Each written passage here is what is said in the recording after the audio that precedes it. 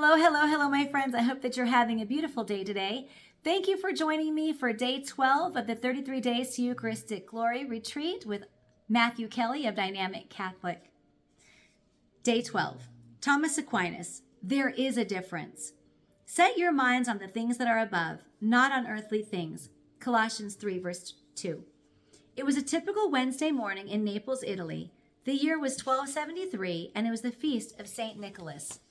The temperature hovered around 50 degrees, as it mostly does at that time of year, and the burly priest, wearing the same white habit he had worn for years, was doing what he loved, more than anything in the world. He was offering Mass. His focus and commitment were palpable to all those in attendance. The priest was known to have mystical experiences during Mass.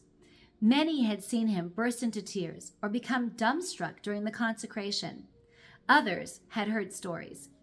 So it wasn't that unusual that on this day, as he consecrated the bread and the wine, a vision overcame his senses. Later, some would say he saw Jesus. Others would say that he was granted a glimpse of the glory of heaven. The priest himself never explained what happened or described what he saw. It wasn't the vision that shocked those who knew the priest. It was what he did next. After a lifetime using his unrivaled intellectual genius to write, the priest declared that his work was finished. When the secretary and friend asked him what had happened, he replied, "All that I have written appears to be as so much straw after the things that have been revealed to me."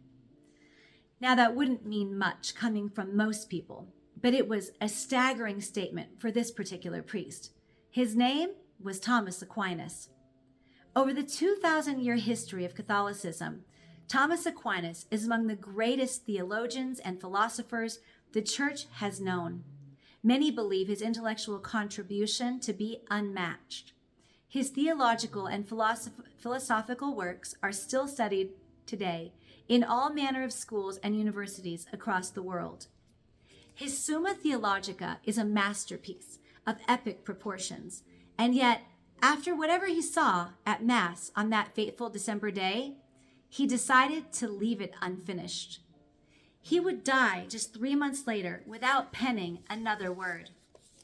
Thomas Aquinas had one of the greatest minds in human history, but he was intimately aware of two important truths that elude many great minds. The first was this: the longest journey we make is from the head to the heart. It is a spiritual journey, a pilgrimage of prayer. We think of the heart as emotional, and it is, but it is also deeply spiritual. This was the second. There is a vast difference between knowing about God and knowing God.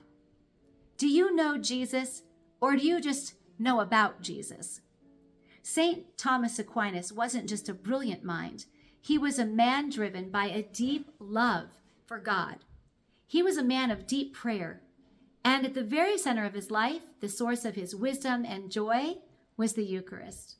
The same man who used Aristotelian philosophy to define transubstantiation, the moment the bread and the wine become the body and blood of Christ, could hardly speak at times during the Mass because he was so moved when he participated in the actual miracle. Thomas Aquinas' example invites us to ask some powerful questions about our own lives. Am I living my life from the mind? Am I living my life from the heart? Or have I found the delicate balance between the heart and the mind where love and wisdom reside? One night in the chapel of the Dominican Priory in Naples, a sacristan concealed himself to observe Thomas Aquinas at prayer. He saw Thomas lifted in the air and heard Christ speaking to him from the crucifix on the chapel wall. "Thomas, you have written well of me. What reward will you have?" "Lord, nothing but yourself," was Thomas's reply. Anytime we think we want something other than Jesus, we are mistaken, confused, disoriented, disillusioned, or deceived. For it is in him that we live and move and have our very being. Acts 17, verse 28. Love takes up where knowledge leaves off, is what Aquinas observed. As we continue to deepen our relationship with the Eucharist, it is fruitful to expand our knowledge and intellectual understanding of the Eucharist. But let us never forget that it is our relationship with Jesus, true God and true man, that animates our faith. As one of the greatest writers of all time, Thomas said it more profoundly than I could ever hope to. The Eucharist is the sacrament of love. It signifies love. It produces love. The Eucharist is the consummation of the whole spiritual life. Trust, surrender, believe, receive. Lesson. Knowing about someone is not the same as knowing a person. Strive to know Jesus more with every passing day. The virtue of the day. Wisdom. The virtue of wisdom is the good judgment to consider the outcomes and consequences of today's choices on the future, in this life, and in eternity. The world is drowning in information and knowledge, but starving for wisdom. Wisdom is truth lived. Spiritual communion. Jesus, I believe that you are truly present in the most holy sacrament of the Eucharist. Every day I long for more of you. I love you above all things, and I desire to receive you into my soul. Since I cannot receive you sacramentally at this moment, I invite you to come and dwell in my heart. May this spiritual communion increase my desire for the Eucharist. You are the healer of my soul. Take the blindness from my eyes, the deafness from my ears, the darkness from my mind, and the hardness from my heart. Fill me with the grace, wisdom, and courage to do your will in all things. My Lord and my God, draw me close to you, nearer than ever before. Amen.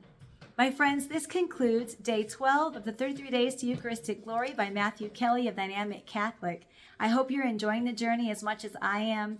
I hope that you'll take a moment and comment down below and let me know what one thing stands out to you the most. What one thing are you going to be applying to your life going forward?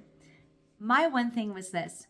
It says, let us never forget that it is our relationship with Jesus, true God and true man, that animates our faith.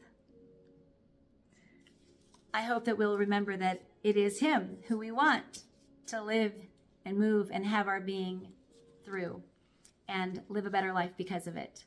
Hope you'll join me tomorrow live at 11:45 a.m. at my Instagram page, Authentic Freedom Mentor, or here on YouTube. If you're enjoying this journey with me, I hope that you'll share this information with others and that you will like and subscribe to this page so in the future I can do similar lives with similar information like what I'm sharing today. With that, take care and God bless. Be well, body and soul.